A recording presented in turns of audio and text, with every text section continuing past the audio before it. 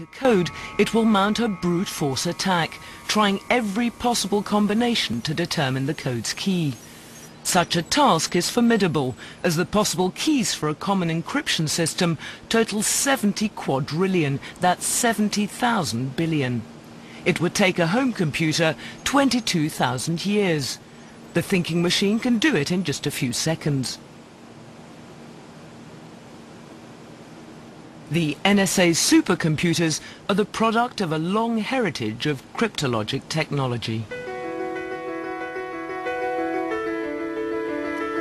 This is the thinking machine's ancient ancestor, an electromechanical calculator codenamed the bomb. Designed in 1940, 12 years before the NSA was created, it stood 2.5 meters tall and weighed 5 tons. Though it lacked the capacity of today's home computers, for its time it was a marvel, the fastest computing device ever made. It and America's top cryptologists of that era were under the command of specialized branches of the Army and Navy. Though their expertise was unquestioned, their effectiveness was undermined by the absence of one unified agency for communications intelligence, and this resulted in catastrophe.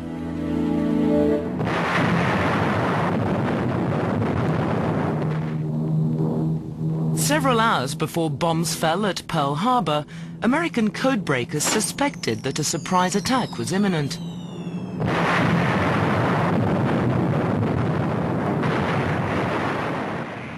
But no efficient system of disseminating communications intelligence yet existed, and Hawaii received its warning 60 minutes too late.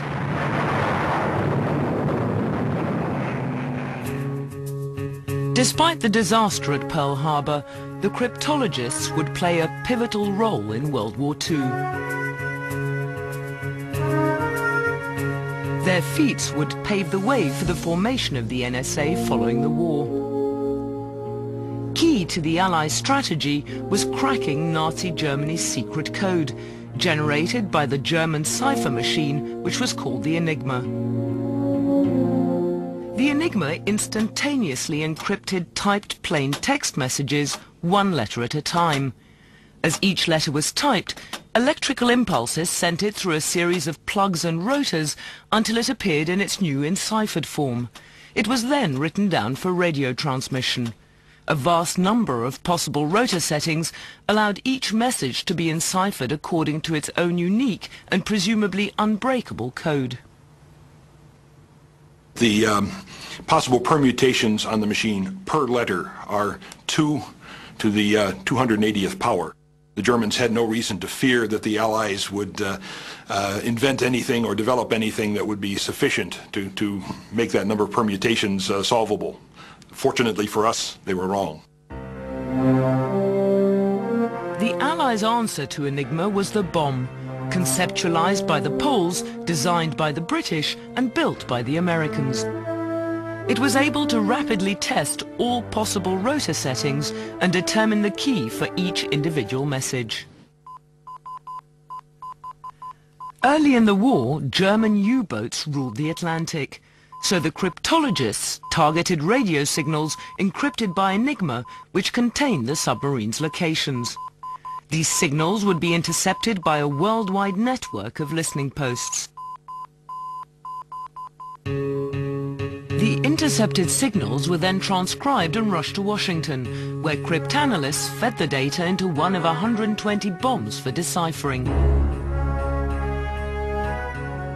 The deciphered information, pinpointing the U-boats' locations, would then be forwarded to Navy destroyers patrolling the Atlantic. A staggering 782 German submarines were destroyed by Allied naval units. These were armed with Enigma intercepts decoded by the bomb.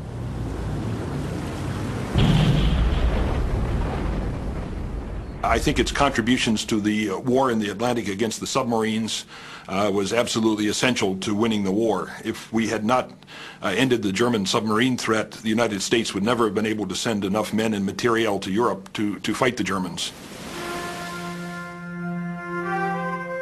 Throughout World War II, crucial Allied victories would hinge on the secret contribution of cryptologists.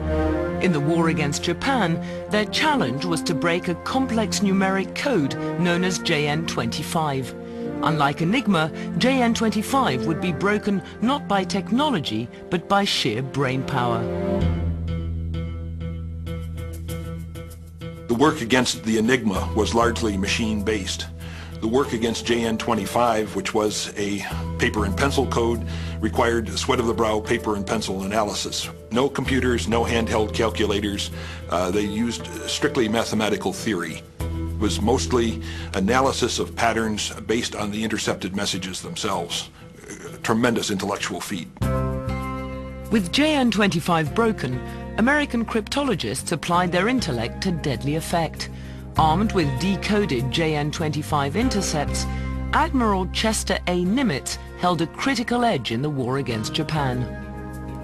In May 1942, when intercepts revealed the Japanese planned to lure America's aircraft carriers into a trap near the island of Midway, Nimitz plotted a trap of his own. Dispatching his carriers ahead of the Japanese timetable and avoiding their screening forces, Nimitz took Japan's strike force by surprise.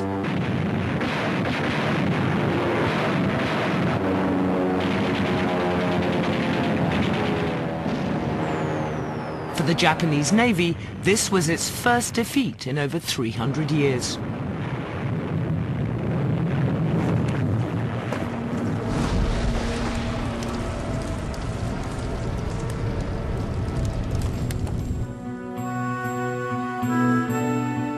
A year later, US codebreakers scored another devastating blow against Japan. On April 13, 1943, 3 Navy listening posts simultaneously intercepted a JN25 message. It was a transmission detailing the travel plans of Admiral Isoroku Yamamoto, commander of the Japanese Combined Fleet. Yamamoto, architect of the raid on Pearl Harbor, was Japan's most valuable officer. The intercepted message, sent by his staff, revealed he was to begin a tour of Japan's forward bases in the Pacific. As a consequence of our knowledge of his itinerary, we were able to send up a flight of P-38 Lightnings and shoot him down.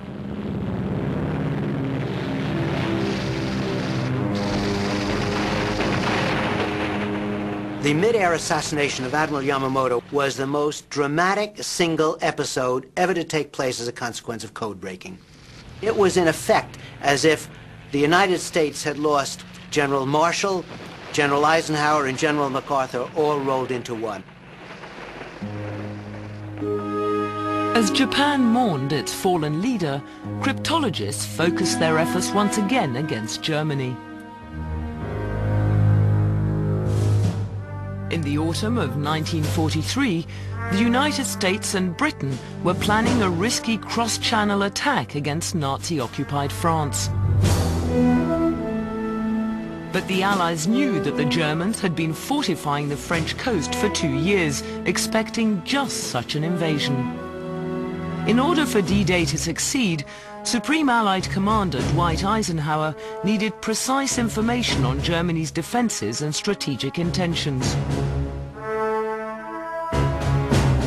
To provide Eisenhower with the information he needed, codebreakers focused their attention on messages transmitted from a high-ranking diplomat in Berlin. But in an unusual backdoor route to gain information on Germany, the diplomat they targeted was Japanese. He was Japan's ambassador to the Third Reich, Oshima Hiroshi. Oshima Hiroshi was a remarkable Japanese army officer and was very quick to make friends with top-ranking German army officers, including Hitler. He was immediately ushered in to some of the very top-secret meetings of the Germans. And being a good, obedient ambassador, he reported everything that he learned about the Germans, from the Germans, back to Tokyo. The most crucial of Oshima's memos were radioed to Japan in November